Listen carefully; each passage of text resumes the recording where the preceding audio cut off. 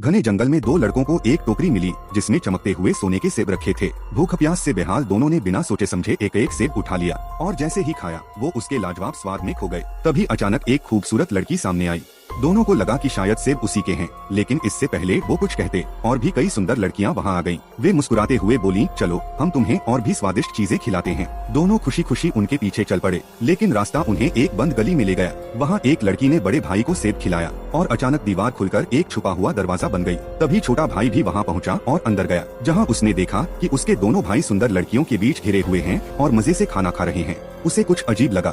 जब उसने स्ट्रॉबेरी उठाने की कोशिश की तो वो अचानक घिनौने घोंघे में बदल गई। अब उसे समझ आया कि ये सब एक खतरनाक भ्रम इल्यूजन है। उसने चालाकी से सेब खाने का नाटक किया और उसे फेंक दिया और तभी उसके सामने सच्चाई खुल गई। खूबसूरत लड़कियां असल में डरावनी चुड़ैलें थीं और स्वादिष्ट खाना सड़ागला और कीड़ों से भरा हुआ था। उसने तुरंत अपने भाइयों को थप्पड़ मारकर होश में लाया और तीनों वहां से भाग निकले। भागते भागते उन्हें एक बूढ़ी चुड़ैल मिली जिसकी लंबी नाक फंसी हुई थी। छोटे भाई ने दया दिखाकर उसे आजाद किया।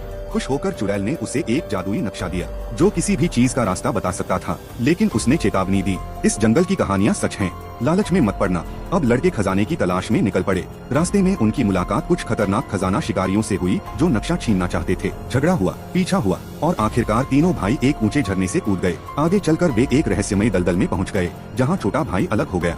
उसे वहां एक जादुई तलवार मिली, लेकिन दूसरी तरफ उसके भाई दुश्मनों के हाथ लग चुके थे और जिस लड़की को वो ढूंढ रहा था वो एक भयानक राक्षस के पास कैद थी जो उससे शादी करना चाहता था। अब कहानी और खतरनाक हो गई। छोटा भाई अपने भाइयों को बचाने और उस लड़की को छुड़ाने निकल पड़ा। आखिरकार उसने अपनी बहादुरी और समझदारी से सभी को बचा लिया। अंत में जब सूरज निकला उसकी रोशनी से राक्षस पत्थर बनकर टूट गया। लेकिन कहानी में ट्विस्ट अभी बाकी था। जिस खजाने के पीछे सब भाग रहे थे वो असल में मौत का जाल था और जिसने लालच किया वही फंस गया।